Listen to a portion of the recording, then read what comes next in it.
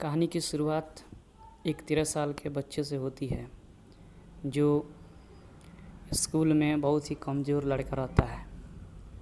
उसका नाम माइक रहता है और स्कूल के जितने भी बच्चे रहते हैं लगभग उसको परेशानी करते हैं। वह हमेशा सुपर हीरो की कॉस्ट्यूम के चक्कर में पड़ा रहता है। वो चाहता है कि सुपर हीरो बन जाए, बट उसके पास उतने पैसे नहीं रहते हैं कि वह सुपर हीरोज़ के कॉस्ट्यूम को ख़रीद ले। जहाँ भी जाता है वहाँ से उसको इनकार कर दिया जाता है।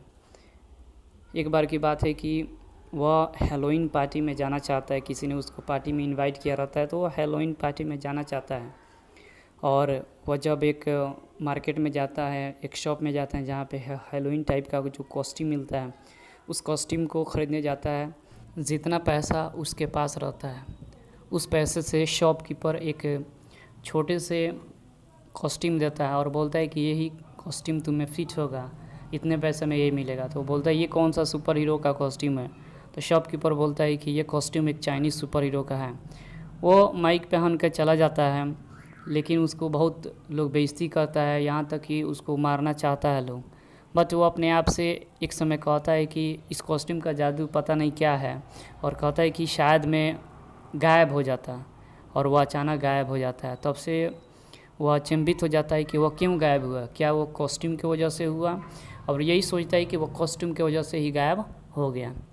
अब शरारत लगता है करने, लड़कियां नहाती है उसमें चल जाता है, तब तक उसका वहीं पे जादू ख़त्म हो जाता है। वो गायब होने का वाला जो शक्ति रहता है वो ख़त्म हो जाता है, और वहाँ से उसको धिक्कारा मिलता है।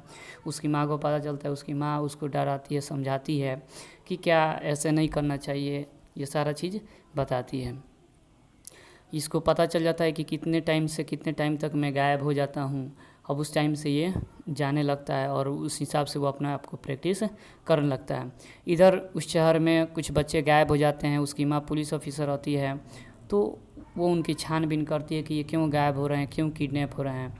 इधर माई को पता चल जाता है कि वह उसकी माँ नहीं है, और एकांत में जाके वह कंकड़ पानी में फेंकता है तो अचानक एक आदमी आता है जिसकी आंखें अंधी रहती है। वो बोलता है कि तुम मेरे बेटे हो, और तो बोलता है कि आप मेरे डैड नहीं हो सकते क्योंकि मेरे डैड तो पुलिस ऑफिसर थे और वो लोगों को बचाते बचाते उनका डेथ हो गया, वो एक सुपर हीरो थे। तो बोलता है कि ऐसा कोई बात नहीं है, तो तुम लोग को जो बताया गया वही बात तुम बता रहे हो। और वो अपना कहानी बताता है कि रशिया में हम लोग सुपर हीरो थे, अचानक किसी ने एटम बम गिराया और कुछ लोग तो मर गए, लेकिन कुछ लोग का डीएनए बदल गया। मेरा ऐसा डीएनए है कि मैं किसी के माइंड को पढ़ सकता हूँ, जो मेरे पास में रहेगा उसके माइंड को मैं पढ़ सकता हूँ, मैं समझ सकता हूँ। और जो तुम्हारी माँ थी वह इनविजिबल हो सकती थी। तो हम लोगों ने साथ में प्यार किया और तुम पैदा हो गए। और ये लोग हम इतना प्रैक्टिस करता था, इतना टेस्ट करता था कि तुम्हारी माँ यही चाहे कि इसको ऐसा करते हैं कि इसको भगा देते हैं, कहीं दूर चले जाते, क्योंकि एक छोटा बच्चों पे शायद वे लोग टेस्ट फिर से करता। तो मैं तुमको लेके यहाँ वहाँ से भाग आया और इसके घर के सामने जो तुम्हारी माँ है उसके घर के सामने मैं तुमको रख दिया, क्योंकि मैं जानता था कि वो तुम्हारी परवरिश अच्छा से करेगी, इसलिए मैं वहाँ पे रख दिया। और सही में तुम्हारी परवरिश अच्छा से हुई।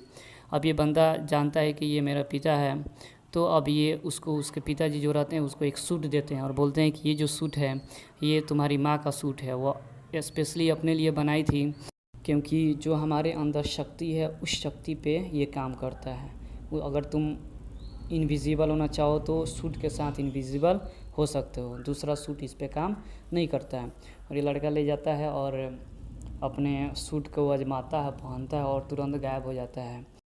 तब तक एक पुलिस ऑफिसर इसके पीछे पड़ जाता है और इसको पकड़ के और इस पे टेस्ट करना चाहता है, लेकिन ये भाग जाता है। और तो रास्ते में इसको एक दोस्त मिलता है जो इसको हमेशा तंग किए रहता है स्कूल में। वो दोस्त मिलता है और बोलता है कि भागो यहाँ से, नहीं तो हम लोगों को ये लोग मार देगा।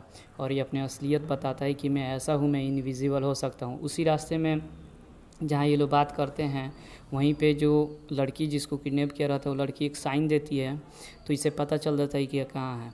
और वो अंदर घुस जाता है उस जगह पे और बहुत से लोगों को मारता है, अपने हिसाब से जितना काम करता है वो करता है और उस लड़की को पकड़ लेता है। लेकिन उस लड़की के माइंड को किसी दूसरे ने क्या किया रहता है, चेंज कर दिया रहता है, और अचानक इसको ट्रैप्ड कर लिया जाता है।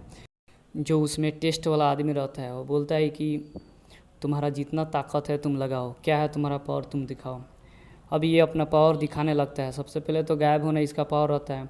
दूसरा पावर कि जिधर देख के चिल्लाता है उधर का वो चीज़ फट जाता है। तो जितने लोग खड़े रहते हैं उनके साइड में देख देख के वो चिल्लाता है और उससे चोट खाते हैं लोग और बेहोश हो जाते हैं। और आखिरकार वह और लड़की को लेके बाहर निकल आता है, पानी में निकल आता है। फिर लोग उसको बचा लेते हैं, साथ में जो उसकी माँ रहती है उसके दोस्त को बचा लेती है। और उसके जो फादर रहते हैं वो इससे बात करते हैं कि हमें इन सारे लोगों को याददाश्त मिटाना होगा, वरना था तुम्हारा जीना हराम हो जाएगा इस जगह पे। बोलता है कि ऐसा मत करिए पापा, बोलता है कि ये ज़रूरी है, नहीं तो फिर दिक्कत हो जाएगी।